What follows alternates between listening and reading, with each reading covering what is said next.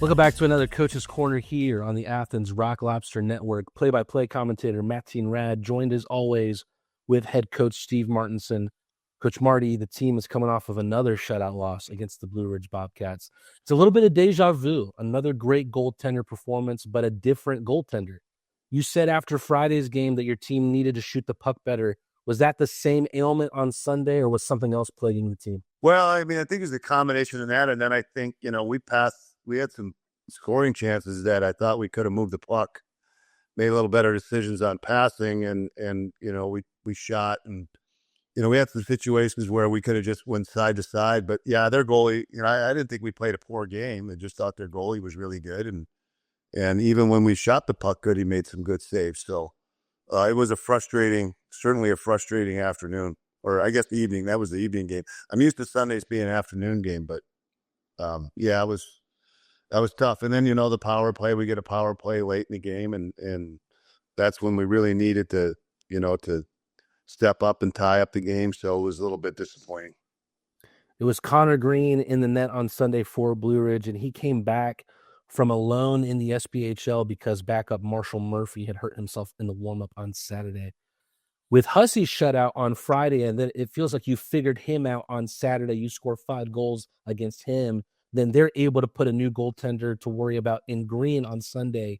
Do you think trying to figure out someone new in net contributed to the difficulties? No. I mean, you're really not. You don't see goalies enough to try to, if you're playing the same team over and over, there's been situations where I've been in divisions. We might play a team 12 times. And then you get to know the goalies, but it's hard to get to know a goalie you don't see very often. But, I thought he made some unbelievable, he made some kick out saves that were really good that I thought, geez, that puck's going in. So, like I said, when the goalie's doing well, I mean, the big thing you got to do is get some side to side passing with shots. And we did that. And there were some times we could have done it a few more. And then you got to get traffic. The goalie's really hot and stopping everything he sees, then, you got to take his eyes away. With you having the shot advantage at 41-28, I'm sure you and the team would have felt that you played as the better team. I felt that way, at least. There's been a ton of hockey interspersed with travel as of late. Do you feel that this week going into a home series will give your team a needed reset? Yeah, well, it's always nice to be at home. And then we've had 3 days of practice. Last week we didn't have the ice, so we had practice on the dinky rink. So we really only had 1 day. So we were able to address a couple of things that I thought we needed to work on. But we did we actually did a lot of skill stuff this week, and the skill stuff, with shots involved. So hopefully we'll be a little bit dialed in. And then the other thing is, we got the lines have all been adjusted a little, with some changes and a new player in the lineup and kind of what I looked at this weekend. And so we're going to try a couple of different things on Friday night and see how that goes. We'll talk about that new player in just a little bit. I was curious, were there lessons to be taken out of those 2 losses this past weekend, or do you kind of feel the way that I do, that on a different night, the team would have got a different result? Well, I think, yeah, that's the simplest form. We would have got a different, we could have easily had a different result, but the other thing is if one line isn't scoring, usually obviously our top 2 lines have been scoring a lot. Our third line has been sporadic. And so, if the other lines aren't scoring, you need somebody to score. So I've adjusted, like I said, I adjusted 3 lines, and we've got depth in scoring, and maybe puck carrying. And I think we have everything on every line to have where I feel, and I tried this for a little bit. And then we had, I can't remember, we had the injury or call up. We lost a player. And so I ended up going back but now I'm trying to have 3 balanced lines, and, we'll spot, because you have 10 forwards, and I don't like to sit guys on the bench. So you spot, a guy in, but I'm trying to create more depth in scoring and give us, a better chance of having each line have the ability to score. Because like right now, when you look at, Garrett's line, all 3 of those guys are kind of goal scorers and have been scoring in this league. So trying to break that up a little bit and make sure we've got guys on every line that I got to be careful. I say that we have guys on every line that can score. We're just not scoring, but that's the idea behind it. Well, now, Coach, we can look ahead at a 3-game series against the Monroe Moccasins. 3 promotional nights that I know the fans are excited about: Wizards Night, Military Appreciation Night, and Faith and Family Night. Knowing you, you don't strike me as having much interest in Wizards, Coach. So let's talk about Military Appreciation Night. Well, wait a minute. I gotta so I don't have any Harry Potter stuff, but because my wife does the designing and stuff, so I always get my little looks at it. I had kids, we watched Harry Potter with my kids, so I mean, I think that's a great night. I think there's a lot of passion for with Harry Potter fans. It's kind of like I read all the Conan books, Yeah. and so there's certain passions with everybody, and that's really obviously with the Harry Potter people, it's a big deal. But yeah, military night is it's something that I believe in. I believe in appreciating the military and everything that they do. I mean, the reality is those people are willing to put their lives on the line, and that's a small percentage of our population that's willing to do that. So anything that we can do to support them, I think is something that's obviously a positive thing. Well, your boys had a chance to go out and tour Camp Toccoa, and they had a chance to do the climb of Mount Karahi. Anybody who knows their World War II history knows that the paratroopers would go and climb Karahi all the time in their training. Your players do make a huge sacrifice to play the game of hockey, but how important is it to you that they put themselves in the boots of those who make the biggest sacrifice of all?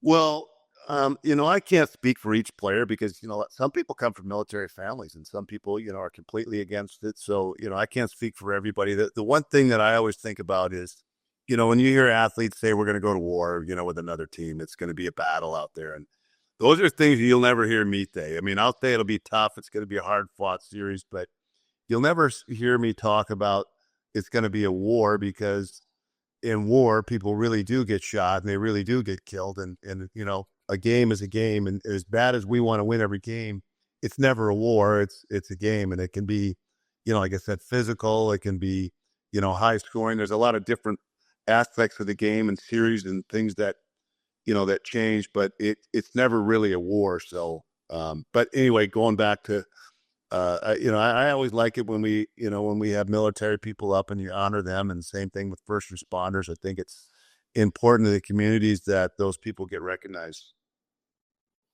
Then actually Friday, it might be Wizards night, but it is also a teacher appreciation night. I was curious, Coach, if there was any teacher from your history that sticks out in your mind that you might want to remember fondly in this moment. Well, my dad was actually a teacher, so yeah. I mean, I grew up. In a little. It's a little bit different because he actually taught at the junior high that I went to school. And one time, I had a teacher tell me to go down, and I wasn't liking something I was doing in class, and told me to go down to my dad's office. And I'm like, yeah, my dad's got a bad temper. I'm not going down to my dad's office. So I went and talked to my counselor. I said, hey, this is BS. And I'm in junior high. I'm like, I can't be told to go down to my dad's office. And so, but we, as a kid, we got to go to the gym, in the wintertime in Minnesota when it's 20 below out. We would be, in the gym when when it was closed, and jumping on trampolines and stuff. But so we had a lot of fun. But I came from a big family, so all those afternoons I always ended up in some type of fight with somebody in the family. But we had a good time. So yeah, I mean, going back looking at teachers, yeah.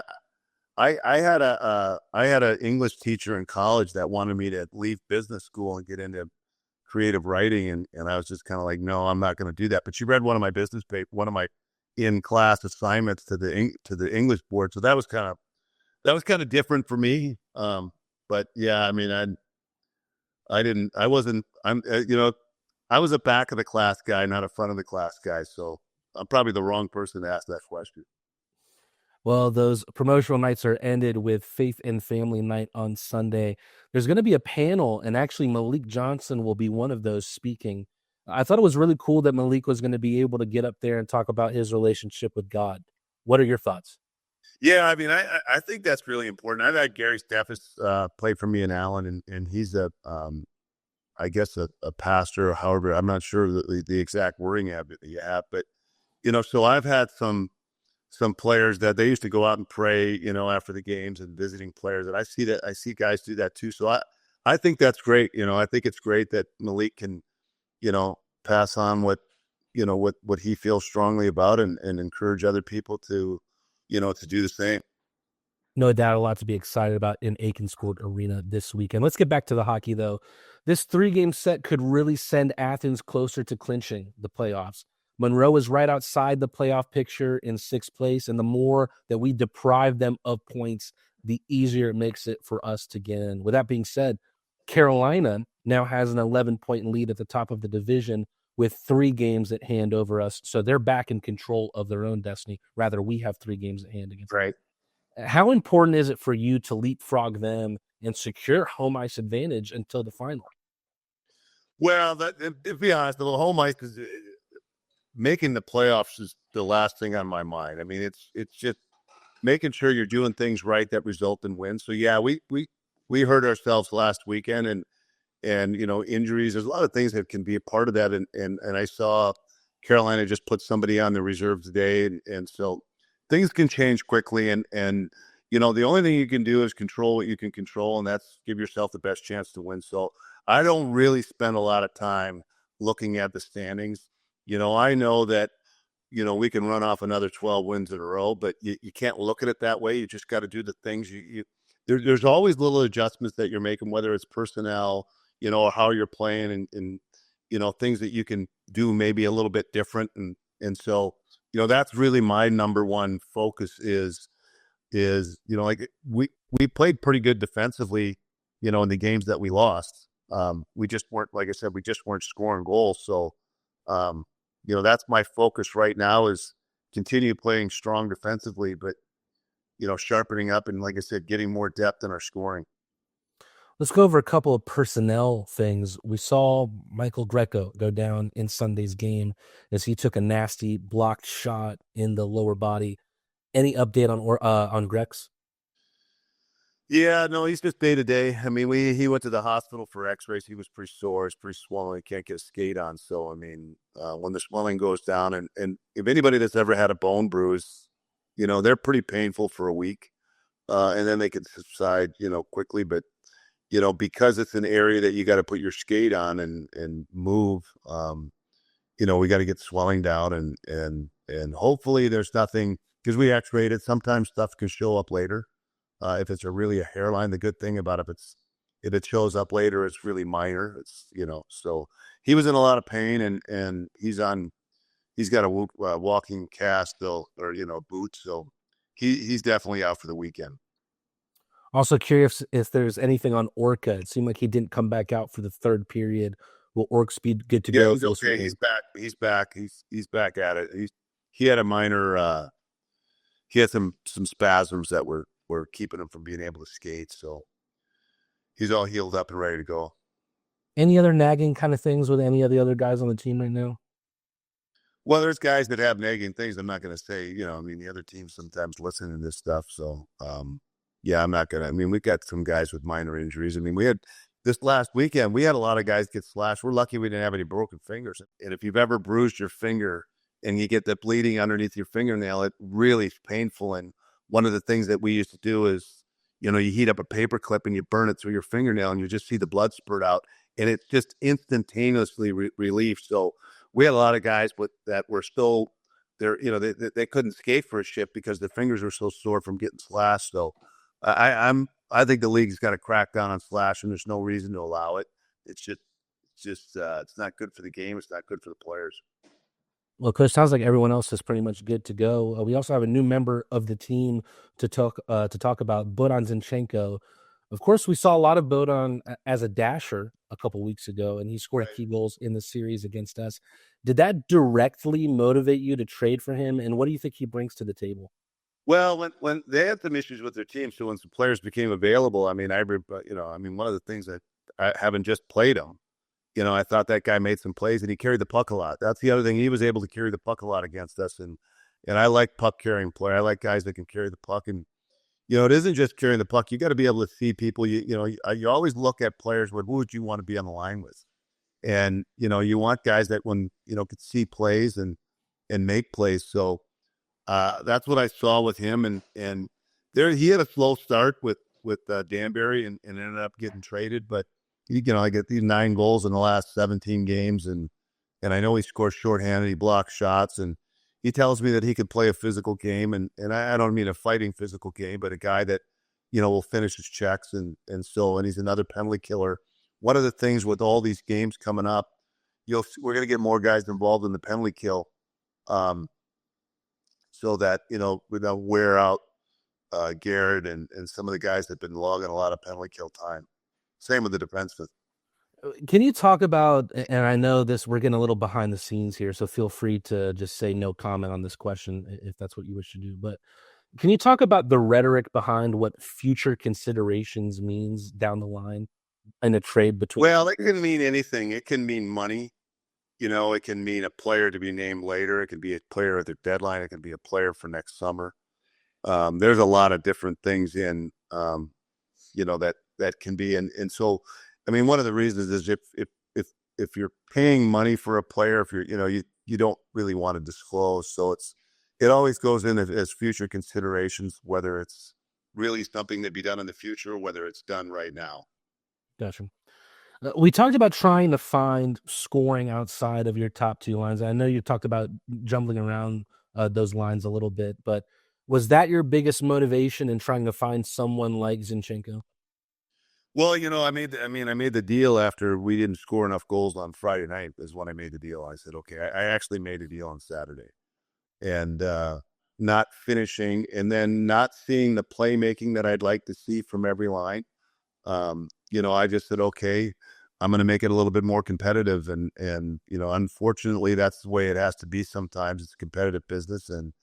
But we also have a ton of games coming up. And, we had a few guys get injured, and then a few guys that have been, loaned to the ECHL. So, I just wanted to add a little bit more depth and make things a little bit more competitive. But ultimately, is just trying to win games and score more goals.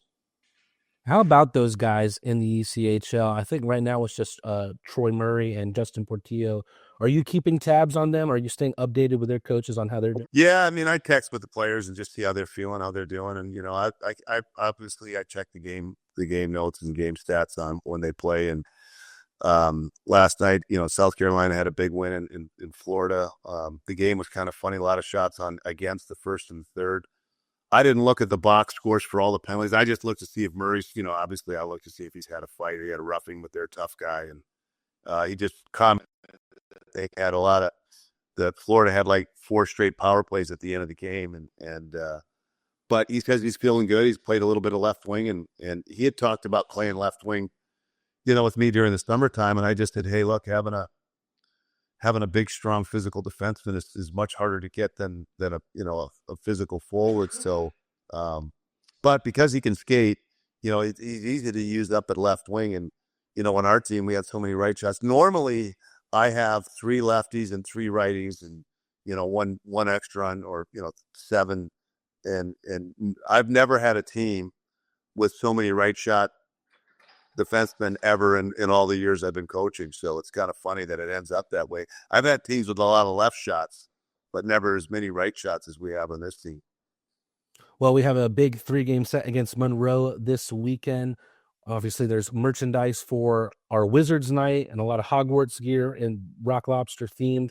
And of course, Coach here wearing his military appreciation shirt. Make sure you buy your gear now at shop.rocklobstershockey.com. Coach, I'll see you next time. All right. See you this weekend.